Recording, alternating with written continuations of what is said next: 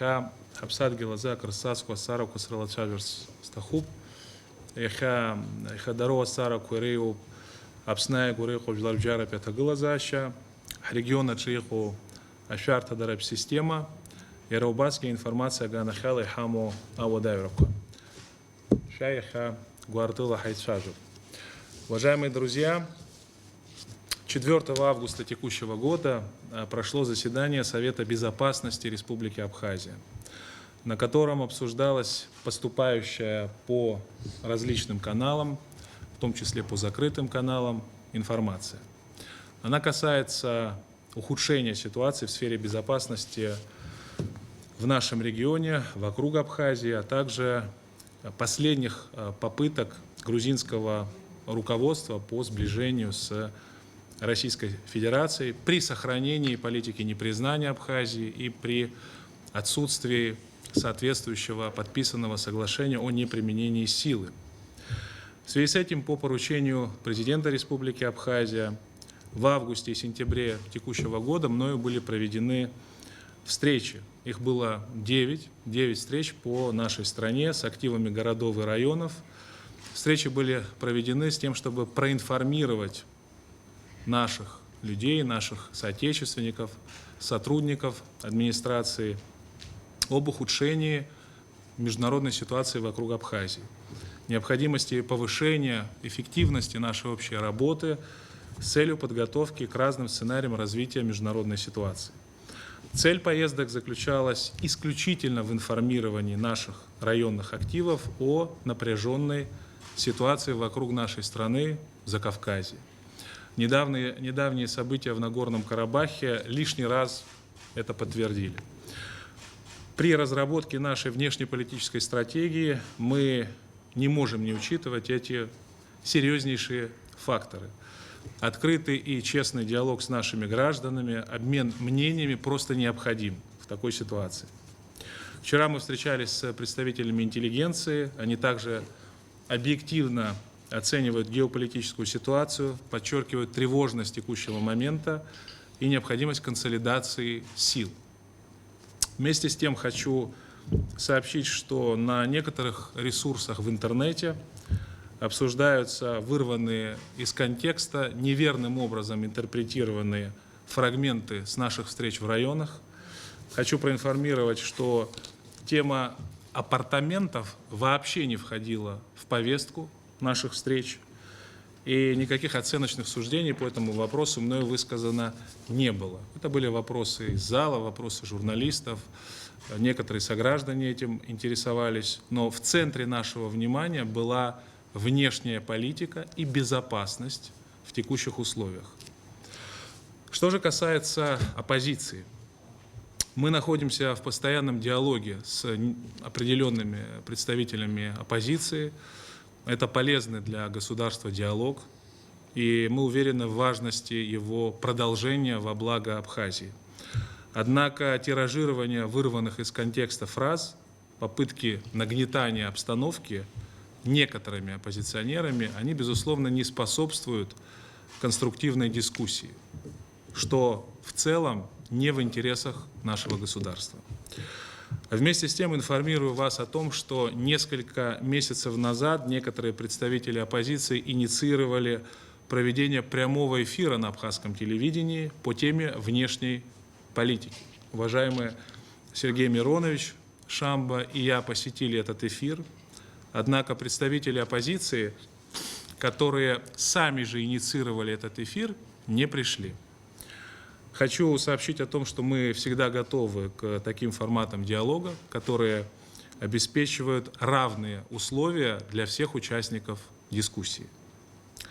Уважаемые соотечественники, в преддверии самого главного праздника нашего народа, Дня Победы в Отечественной войне народа Абхазии, хочу пожелать всем нам единства и взаимопонимания в нашей общей работе по укреплению государственного суверенитета Республики Абхазия. Учитывая, что мы живем в эпоху сложную, когда происходит переустройство мировой системы, и это не сегодня началось, это после распада Советского Союза продолжается, и все больше и больше конфликт приобретает такие острые формы и уже перерос в кровопролитную войну в Европе, в центре Европы, распространяется на другие регионы мира. Вот, Тихоокеанском, Индийском бассейне, напряжение, милитаризация, которая там началась, в Африке происходит. Ну и вот надо внимательно следить за тем, что происходит в нашем регионе. Мы видим, что все-таки есть силы в Грузии, которые мечтают о реванше. И сегодня уже открыто об этом говорит и руководство Грузии. Если вы следите за тем, что происходит, то очевидно, видели заявление и премьер-министра, и вот вчера буквально мэра города Каладзе о том, что оппозиция готовит дестабилизацию в регионе, и в частности в Грузии ожидается, что воюющие там на Украине бойцы этого грузинского легиона, их там до 2000 человек, что они рано или поздно все равно вернутся, хотя речь идет там о том, что это произойдет в октябре, они ожидают в октябре, по их информации. Но я не знаю, в октябре это произойдет или нет, но совершенно очевидно, что когда все-таки ситуация на Украине будет более определенная или в стадию замораживания перейдет, или к окончательному разрешению конфликта, все равно эти люди будут возвращаться в Грузию, за ними потянутся и другие боевики украинские, которым тоже нужно будет бежать оттуда, совершенно очевидно.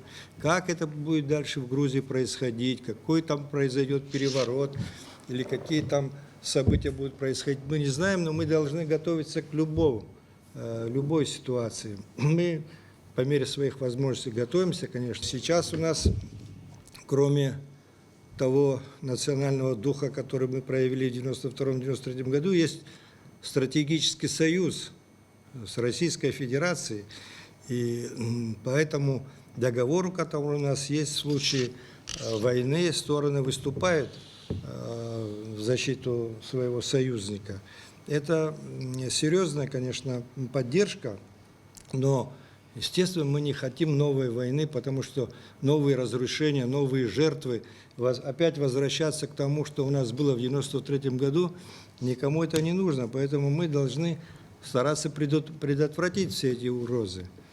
И прежде всего для этого нам нужно наше единство, сплоченность нации, потому что наши беды были тогда, когда мы были разобщены. В 1992 году, когда мы сплотились, были едины, у нас был лидер, в котором народ верил, мы совершили невероятное, одержали победу над превосходящими силами противника. Поэтому сегодня, как никогда, нам нужно это единство. Это не значит, что у нас не должно быть плюрализма мнений. Я всегда был за то, чтобы у нас было в обществе возможность высказывать свое мнение. Должна быть оппозиция конструктивная, должна быть власть эффективная. Без вот этого взаимодействия и многообразия не может быть нормального государства в наше время. Мы так себе это представляли, когда строили это независимое государство. Но есть вопросы, которые имеют общенациональный характер. И тогда, когда такие угрозы перед обществом стоит, мы должны понимать, где у нас есть разногласия, а где у нас есть общность интересов. А общность интересов наша сходится там, где есть наши коренные интересы. Это наша безопасность. Сейчас у нас 30 числа будет большой праздник 30-летия Победы. Здесь и оппозиция, и власть, и все мы, и народ, мы должны сплотиться и показать и нашим противникам, и нашим друзьям, что у нас нет разногласий в этом плане, мы должны быть едины. Еще очень важно, тоже очень часто слышу, у нас нет антироссийских настроений в обществе. Я сам всегда это говорю, что в Абхазии нет и не может быть антироссийских настроений. Но вы спросите у них, у наших союзников, они так считают или нет? А я вижу, что они так не считают. Очень многие. Посмотрите по публикациям, посмотрите, как все меняется. Я недавно рассказывал о том, как после признания я первый абхазский политик, который с абхазским флагом через Москву ехал в МИД, и как люди махали, приветствовали, пожимали руки и так далее. И что сейчас происходит в наших отношениях? Вот это все важно, чтобы у нас не получилось то, что получилось с Карабахом. Мы не должны делать так, чтобы наши союзники перестали верить в нас. А такое, я вижу, начинает происходить. Я вижу в прессе, как пишут, что здесь якобы турецкое влияние какое-то возникает, еще какие-то там подозрения по отношению к Абхазии. Ну, этого нету, но мы должны показать, что этого нету. Мы же вместе должны как-то это все демонстрировать, свою последовательность нашей внешнеполитической выбранном в этом векторе. Жан его хабить кахает, лохидзает, обсхара калает, губхара хохяжинах наебш, ска адгилачге. А час да хвартами хат харайха, и хазныш хвалка, харахтуз коша зенхажу ебш, халом гон, харазге пышера, хагеснарха хара аскера. Таразым зей бабаша, абсандула инхой халом хо, рабхергон абсуажлар. Ари я и гахит, я жельжеба шукса хотра, а яйра хасаз, и хатишез, ачкун шапса, дала апсуа, запсакуздаз, а какой-то за абриезаги и лейцану воз хотра, я жельжеба шукса, раштах ехалз, и шоколаз, ехалз, и зогалз, срай из баз, и рылаголоз соп и шазхо. Ари амта анчет шоп екуйцет хапсадгил хамазгоз. Аха хараян хаз ярехя хазтой ежели баш сасот абрией макра хатиштей. Абри хакутру. Абри хакутру безванам зарабатач манша я абри харах гиман а жаква шазудерну баштахел. Аха куйтер запсак за запс аричманша. А шакас тазрогзема запсакуздаз. Абарт рызыги запсакуздаз вахи қуял хамзат хамхе, вахи қами ирмахвой рымбой абрихайық рызыги ирбот ирдурот. Уи сразкум и хазм то йопус идуко, аха и хаз то а уйти и садпсит агелзам хауи хара халас важзум гехалзам. Абрия иргобхо хажбянагу иргобхазум. Абрижа коза гавинот ахатей псерей макра, а кучкой фахагу ход. Абрия виза бехахазу, воран свет шоп бехахара, ай бешренцо забрать то шузаги, ишгош хазбяна год, ишгом шузаги, ишгош и я его балха аторохко. Егорца и хацхраз. Ава тарар рихабра измдюрзуга, и мшедзука и хадгоно хацхраз яха харад дразаха хазбасажо.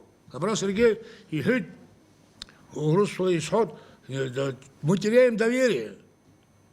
Теряем доверие тех, кто с нами стоял рядом и рисковали своими погонами. Вот сейчас весь мир противостоит России. И что?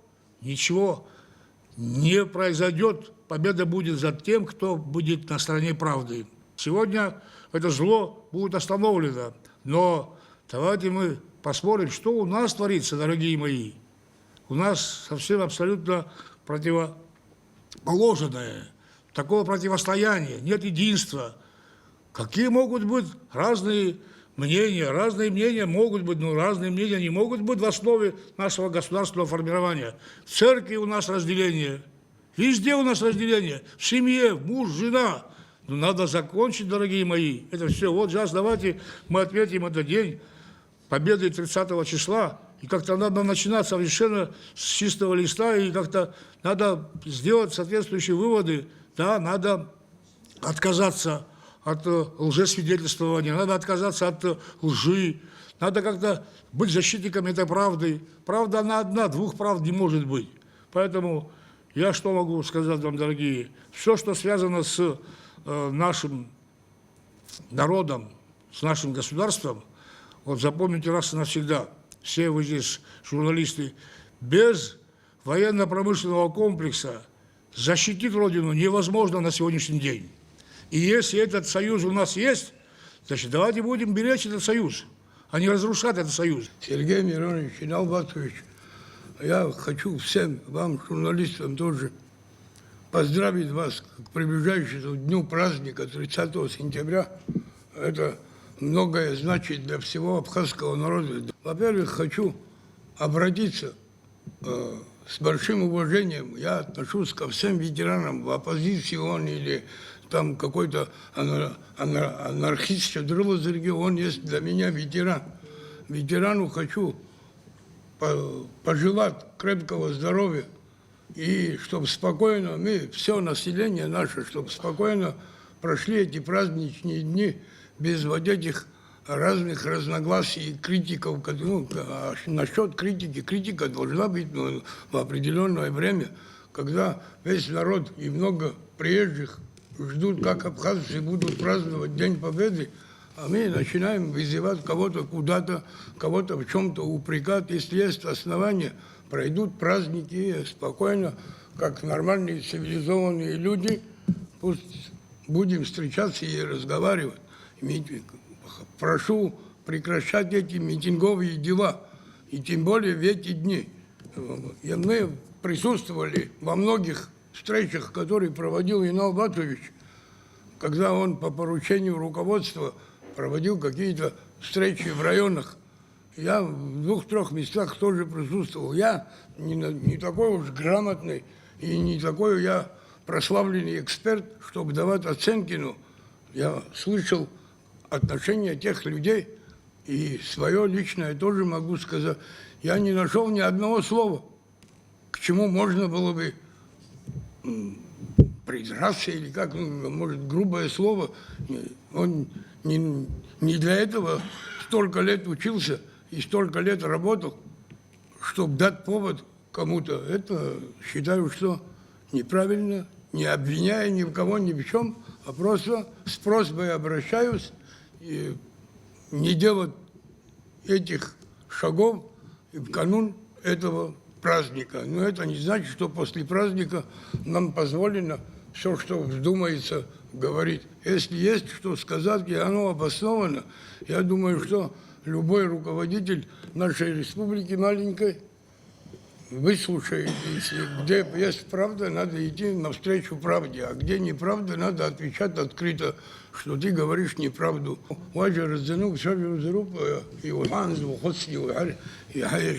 Опять призываю я, вот это остается мое самое главное из того, что я сегодня вам сказал, пожелать всех спокойно встретить праздником, с чем я их всех нас поздравляю. На самом деле я не хочу касаться содержания того вопроса, с которым Инал Батович, так сказать, общался с представителями районов и городов нашей страны.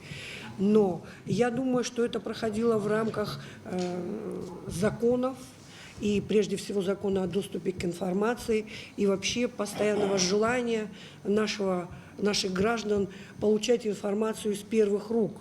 Мы хотели бы, чтобы, и всегда это говорим, с различных площадок о том, что мы бы хотели, чтобы с гражданами Абхазии общались чиновники всех уровней, и непосредственно у них можно было бы спрашивать о тех направлениях их жизнедеятельности,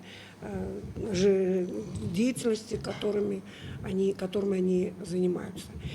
Но та информация, которую мы получили, мы по поводу ситуации, сложившейся с недовольством определенной части нашего населения, эту информацию мы получили из информационных источников, в частности, телеканала «Абаза».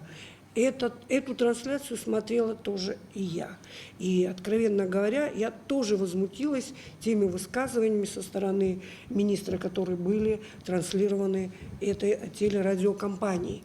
Но из того объяснения, которое сегодня нам дает уважаемый министр, сказано, что это было вырвано из контекста, что те фразы, которые говорятся, и транслируются, и множатся, что это было вырвано из контекста. Я думаю, что вот я, помимо тех регалий, которые были названы, я еще и преподаю.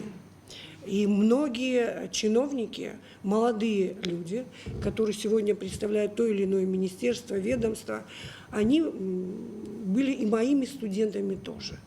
И я сегодня, наблюдая их деятельность, я наблюдаю с такой вот, знаете, с таким трепетом и смотрю, как они растут.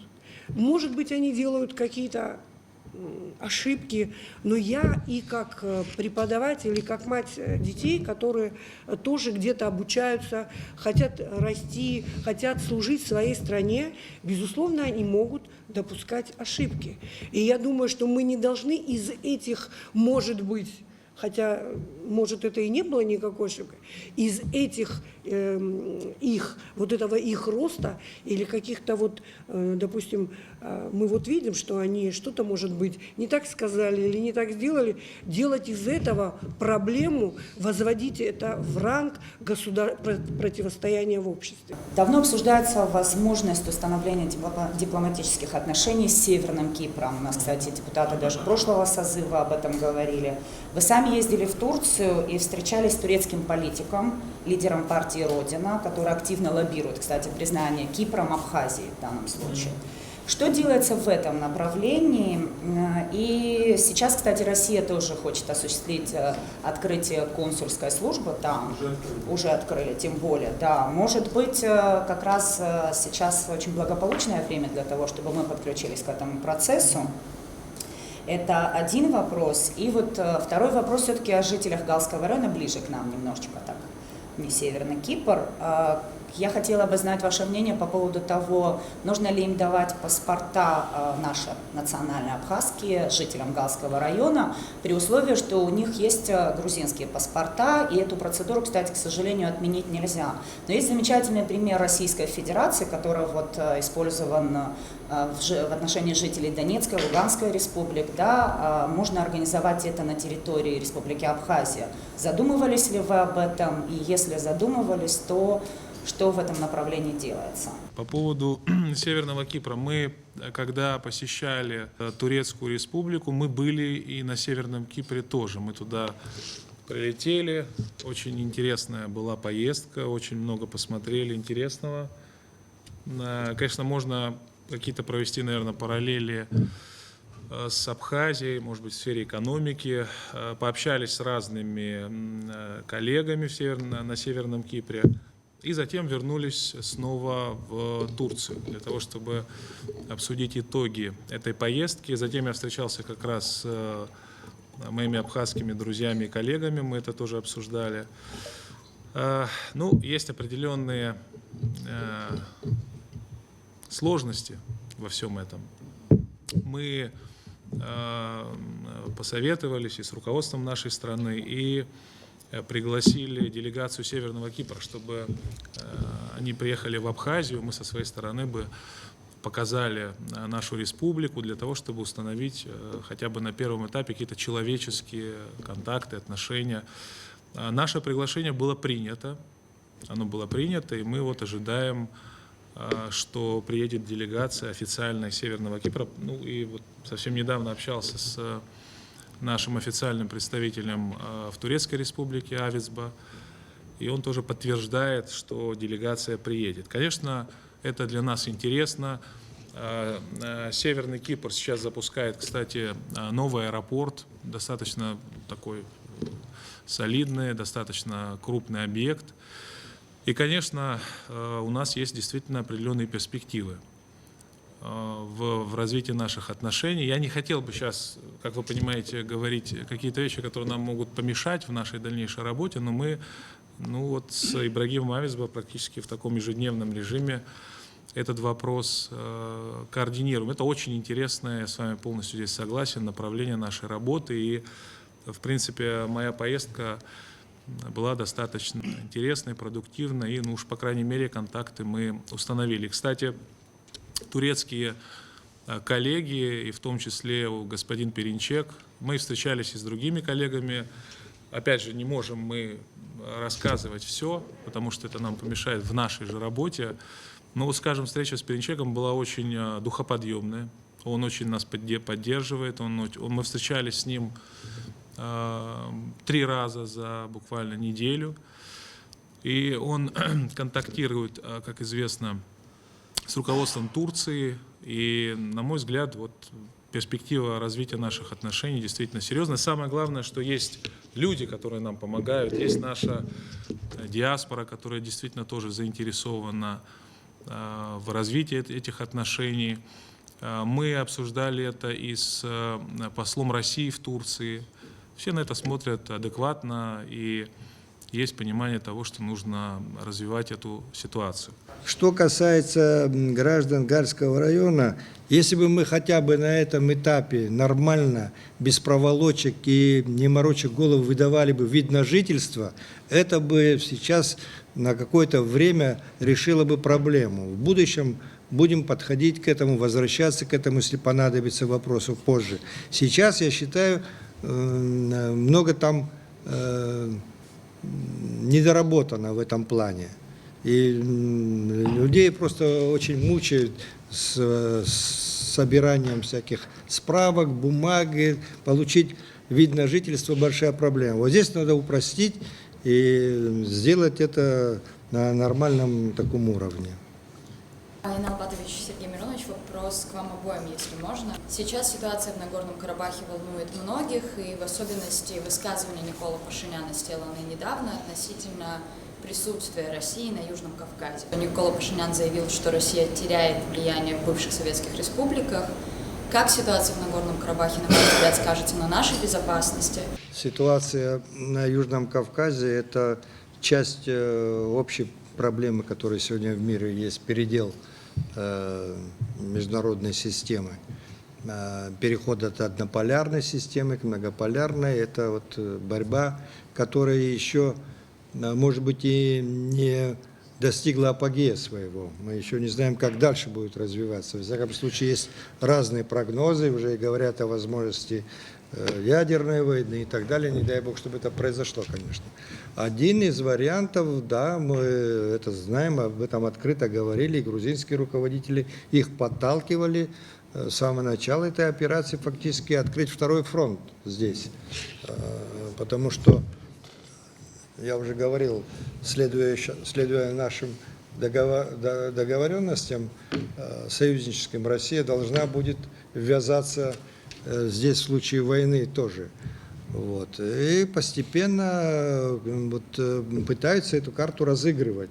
Поэтому я и говорю, что здесь нам нужна особенная бдительность, особенное единство. И мы пытаемся это делать, следить за ситуацией. Потому что, да, вариантов всегда может быть много, мы должны предусмотреть все. Один из худших вариантов – это то, о чем вы сейчас говорите. Ну вот, чтобы этого не произошло, нам надо укреплять и нашу обороноспособность, чем занимается сегодня руководство, и наши союзнические отношения с Россией укреплять.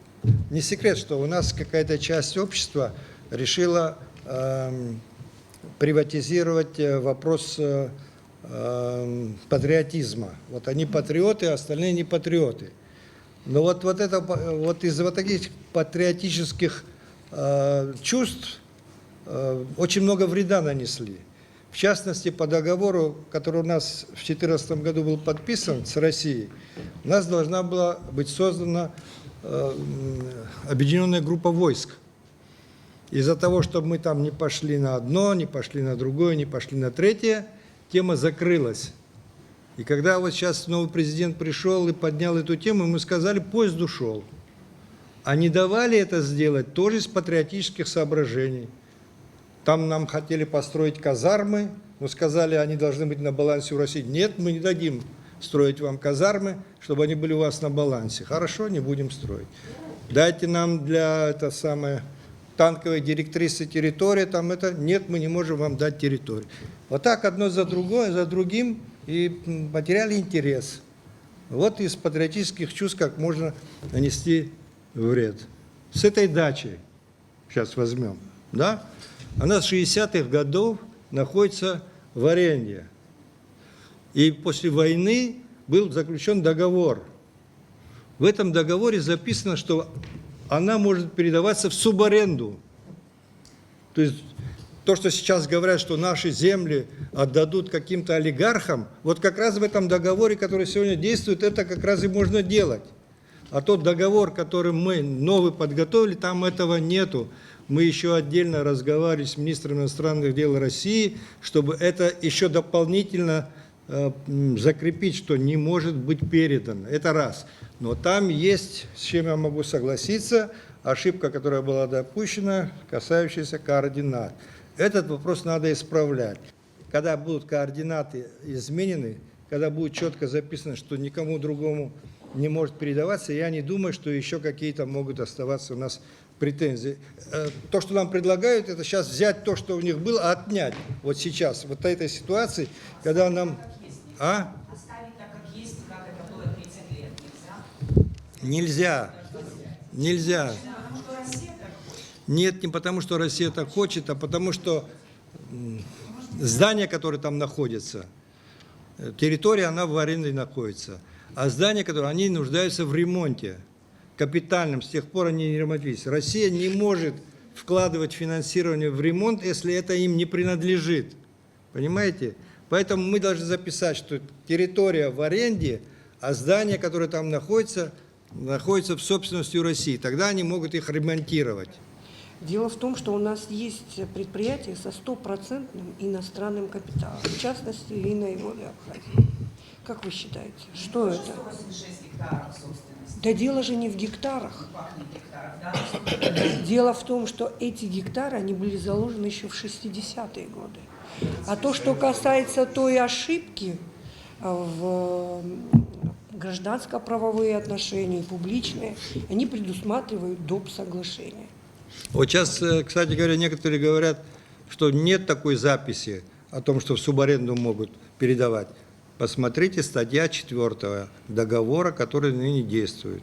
Ситуация максимально быстро стабилизируется, чтобы не было жертв больше, но вот у меня было там много друзей, некоторые из них погибли, к сожалению, и погибли сотни человек. И мои друзья рассказывают про эти картины, которые они видят, эти захоронения. Конечно, это все очень тяжело, и я знаю, что это тяжело, конечно, прежде всего для людей, которые там проживают. И как самое главное, что они хотят там жить дальше. И в связи с этим, конечно, будет достаточно много проблем. Но по поводу господина Пашиняна, ну, наверное, можно обратить внимание и вспомнить его выступление, его высказывание относительно того, что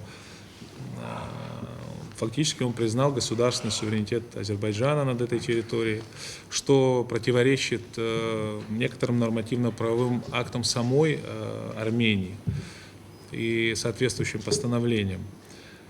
Поэтому ситуация, конечно, сложная. У нас исторические контакты с Нагорным Карабахом были, и мы относимся к этому с вниманием, с болью в сердце и с уважением к тому, что там произошло и происходит. Это, конечно, большие человеческие трагедии. Капитуляция Карабаха может как-то сказаться на вопросе нашей безопасности в нашем регионе? По поводу влияния, вот вышеупомянутый Совет Безопасности, в том числе и наша работа, она связана в том числе в МИДе у нас есть специальные сотрудники, которые анализируют риски, угрозы. Это наша межведомственная работа, она междисциплинарная. И, в принципе, мы какие-то вещи узнаем заранее. И президент дал соответствующее поручение для того, чтобы мы вот наших сограждан информировали о том, что происходит вокруг нас. Конечно, может, прямого влияния это не оказывает, но, ну, так мягко говоря, это способствует росту напряженности в регионе, в Закавказье. Мы не хотим, чтобы что-то такое было у нас. И с этим как раз и были связаны, в том числе, наши встречи. Ситуация, конечно, такая стремительно развивающаяся, всего там за пару дней капитуляция, и как бы поставлен крест фактически на статусе Нагорного Карабаха. Поэтому это такие тектонические изменения, международная система находится на стадии излома, и мы должны очень адекватно реагировать и работать в соответствии с меняющейся ситуацией. Если бы не было дискуссии вокруг Пицунской госдачи, то не выяснилось бы, что есть ошибка в определении территории. Ну так что нам делать? То есть нам нужно безропотно и беспрекословно принимать все инициативы, которые исходят от российской стороны, либо касаются российской стороны, опасаясь, что в любом случае там будут думать, что у нас антироссийские настроения, только потому, что мы здесь бурно обсуждаем какой-то вопрос. У нас дискуссии по всем вопросам открытые происходят. Больше года эта тема обсуждается, и это обсуждалось по энергетике. Все темы у нас обсуждаются, кто кому запрещал, или из-за того, что не так сказали или оскорбили. Обструкции кто-нибудь устраивал, вызывал на ковер, как это Инала хотели вызвать. У нас же такого нету. Вот мы говорим о свободе слова, а стоило что-то сказать, то, что не понравилось, тут же давайте вызовем там 2 и 40 человек на него нападем. По-моему, власть такого никогда не делает. И я, кстати, не говорил. Я как раз говорю о том, что мы не видим. Я, кстати, в интервью неоднократно говорил, что в Абхазии нет политических сил и отдельных политиков, которые там по-другому мыслили бы, да, о своем суверенитете Абхазии. Я говорю о том, что как воспринимают некоторые там. Вот об этом пускай думают те, кто... Это не наша забота. Это пускай думают те, кто это говорит. Думают, как говорить. Думают, как отзовется каждое слово. Но мы должны очень осторожно пройти этот этап сейчас. Вот этот этап сейчас может короткий, может он длинный будет, но мы его должны пройти вот так вот между струйками. По-другому не получится, потому что есть у нас горький опыт прошлый. И нынешний опыт Карабаха. Могу сказать, что благодаря как раз общественному обсуждению и какие-то вопросы становятся явными. И вот мы обсуждали с Сергеем Лавровым, я помню, когда все это стало понятным. И я помню слова Сергея Викторовича относительно того, что это абсолютное понимание, адекватное и профессиональное восприятие этих вопросов и по координатам, там, где ошибка реальная, да, выяснилась, и по вопросу невозможности передачи третьим лицам. И в ближайшее время надеюсь на то, что будет найдено какое-то решение этого вопроса. Мы в плотном общении были с депутатами по этому вопросу, поэтому надеюсь, что будет какое-то общее понимание. Но хочу сказать, что россияне в лице министра иностранных дел очень с пониманием относятся к этому. Это не значит, что кто-то думает, что у нас антироссийские настроения. Сергей Викторович очень мне даже понравилась его реакция. Я помню, что мы это обсуждали.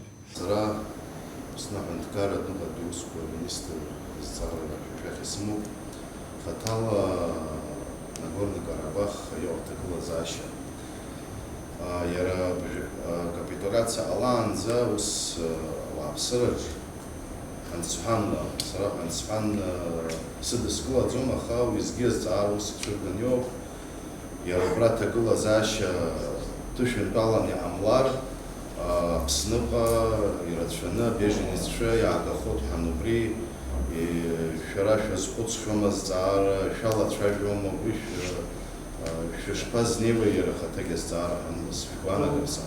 Если говорить уже специальными терминами, то есть определенные у нас визовые,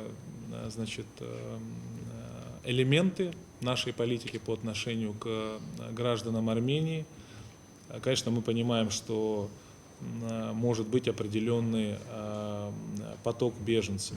Прежде всего в саму, естественно, Республику Армения, но и учитывая, что у нас исторические связи, учитывая, что у нас большая диаспора армянская в Абхазии, конечно, это возможно. Но мы этот вопрос обсуждали, мы полагаем, что это не будет массовое явление, безусловно. Это не будет массовое явление, мы попытаемся как-то максимально эту ситуацию сбалансировать.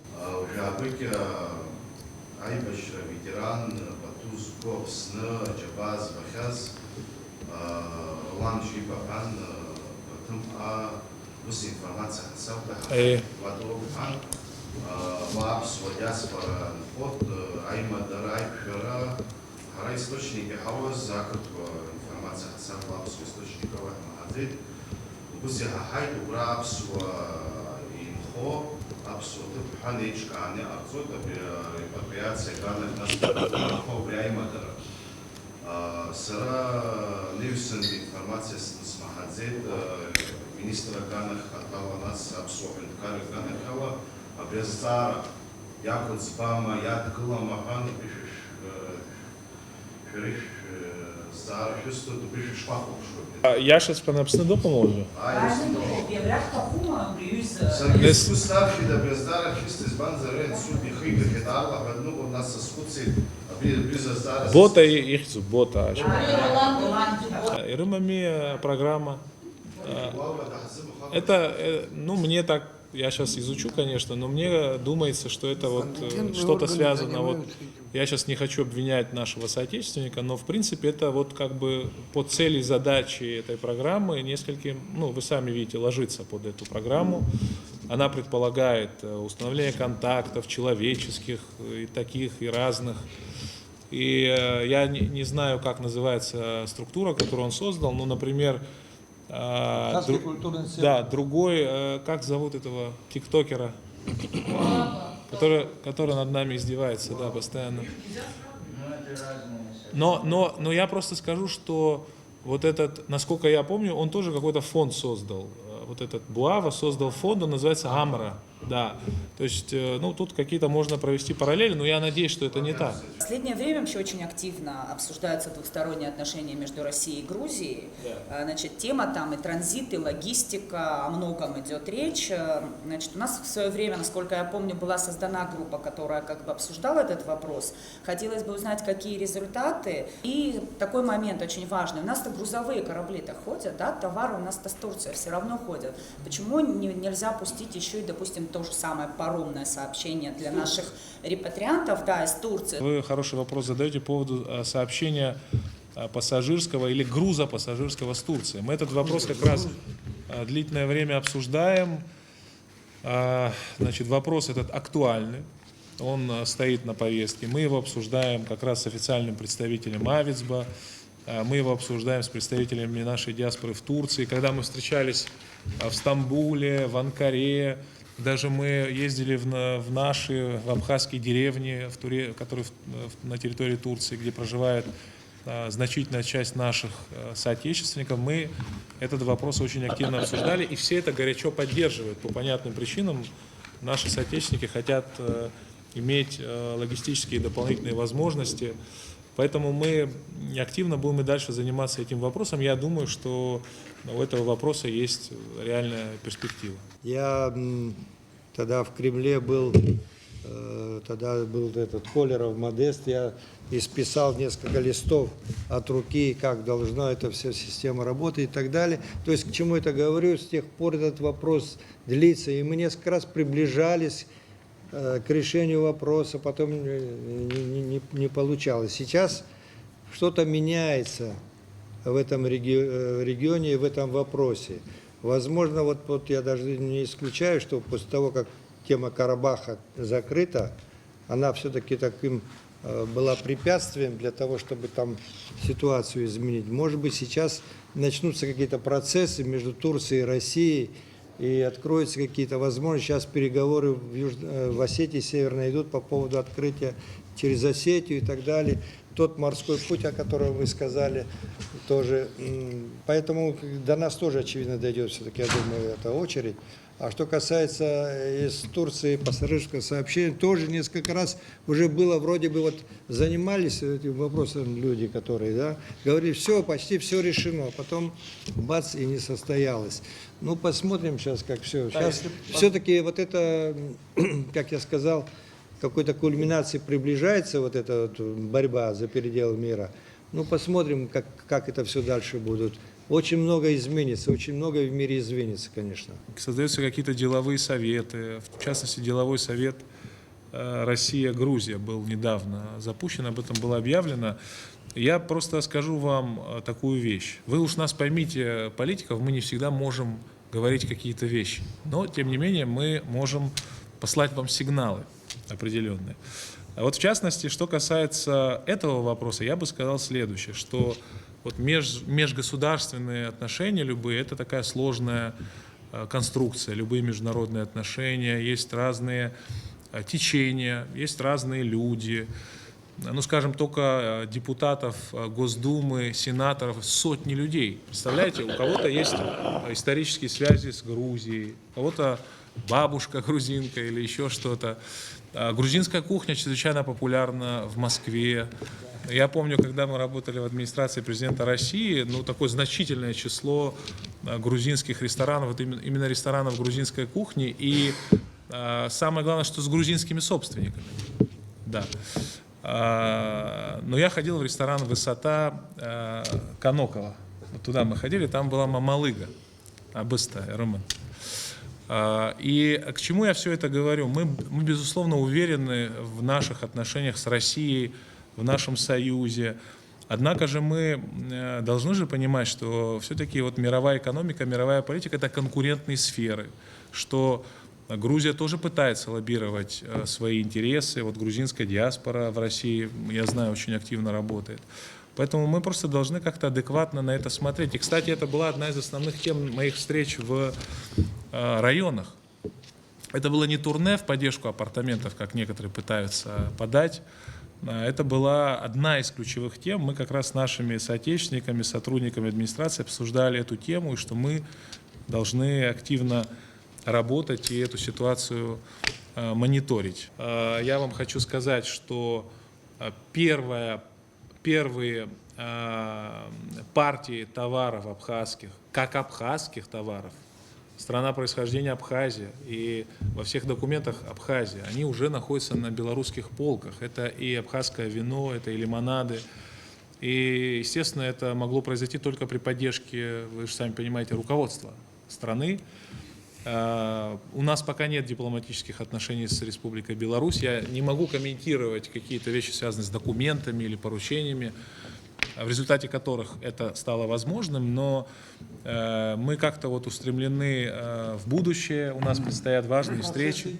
Да, у нас предстоят очень такие важные встречи впереди, и мы все молимся на то, чтобы мы смогли с Беларусью установить дипломатические отношения, чтобы Республика Беларусь признала нас, а мы признали бы Республику Беларусь и развивали бы наш диалог, мы бы открыли посольство в Минске, а Беларусь открыли бы посольство у нас. У нас есть и не только торгово-экономическое, но и инвестиционное сотрудничество.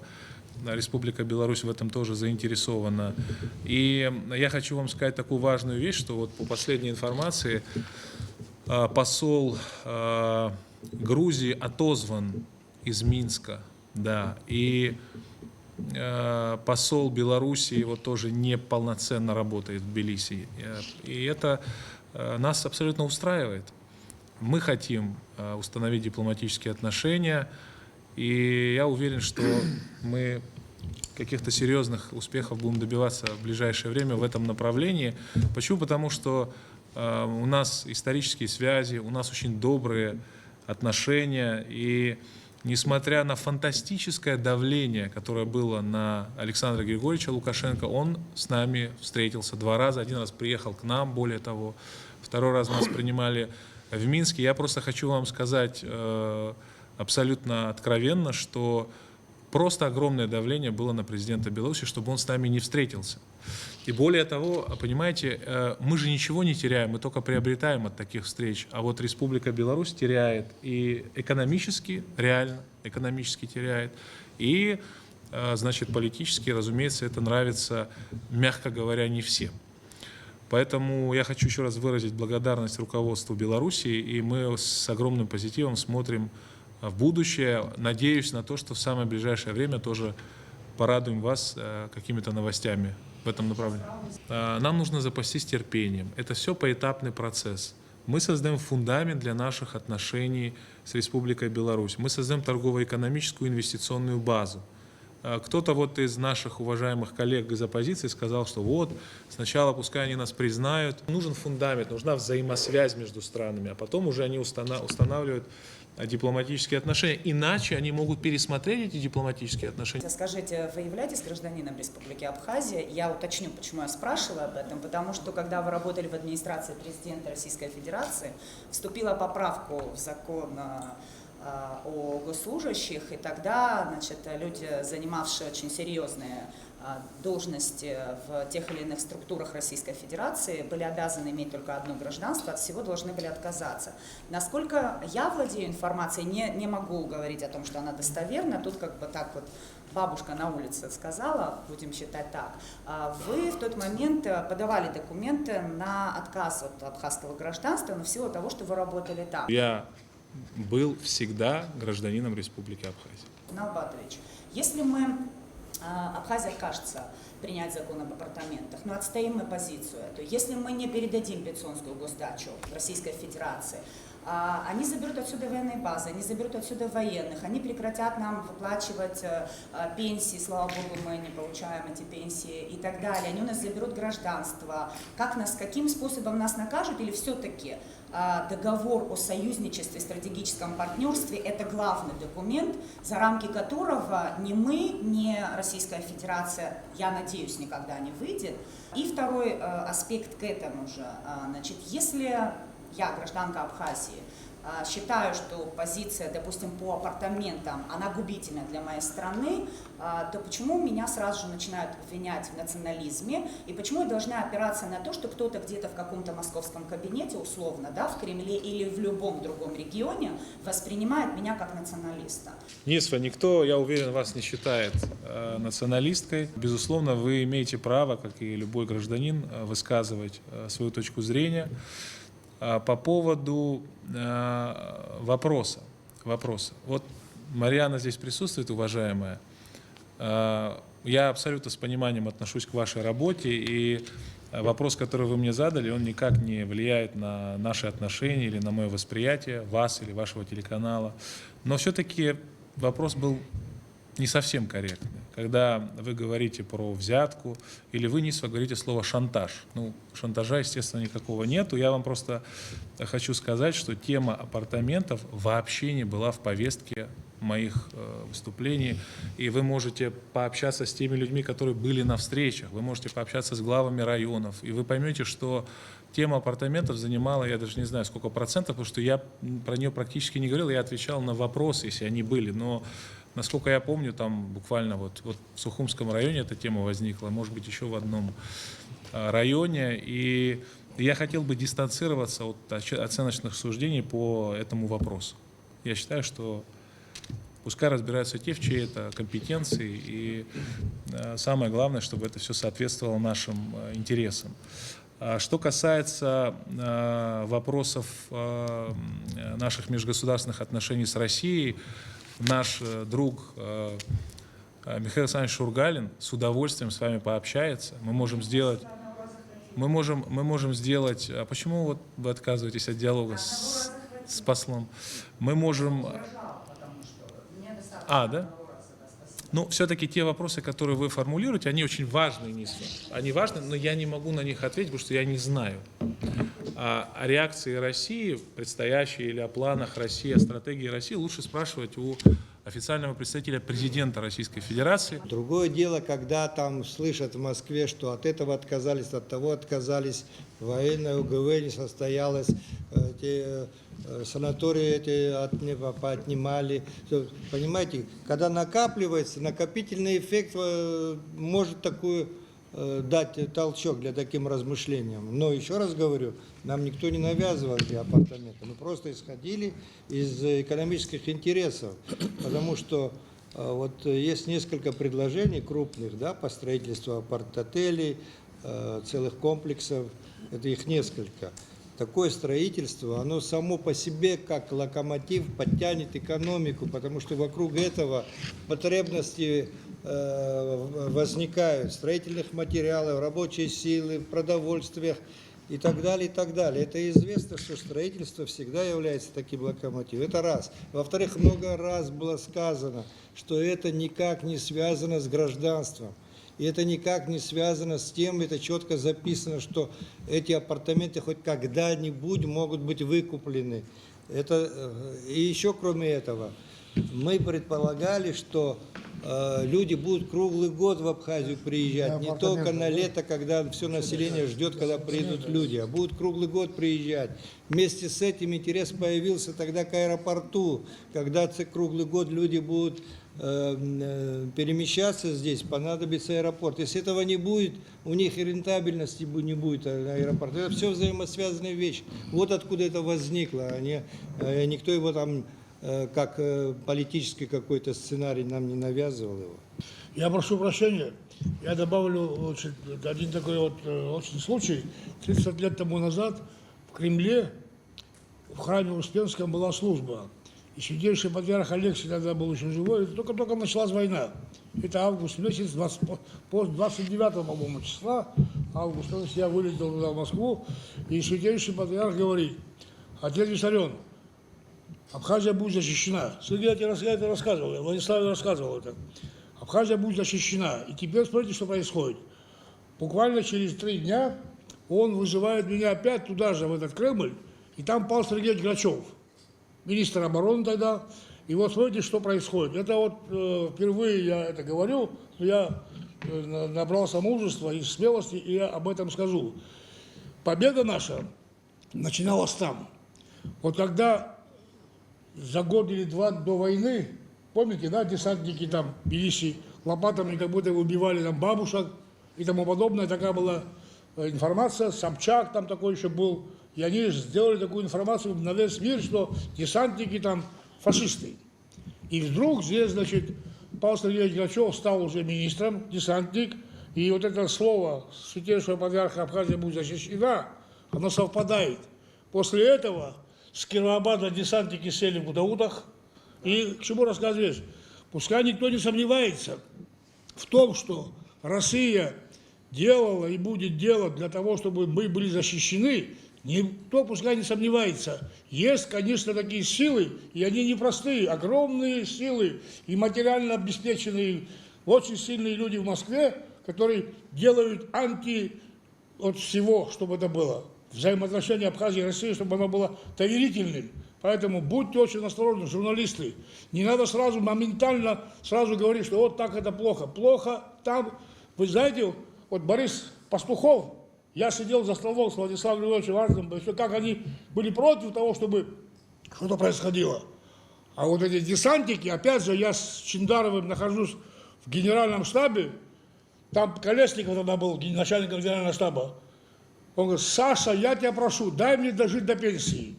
Они рисковали. Ельцин говорил нет, но они сумели убедить Ельцина, что десантники будут защищать Абхазию. Кто позволяет себе говорить неправду по отношению взаимоотношений России и Абхазии, это люди на стороне предательства. Будьте осторожны, будьте очень внимательны. Не все хотят, чтобы у нас был мир с Россией. Поймите, если бы не было бы этого признания, сюда португальцы не приедут отдыхать, и французы.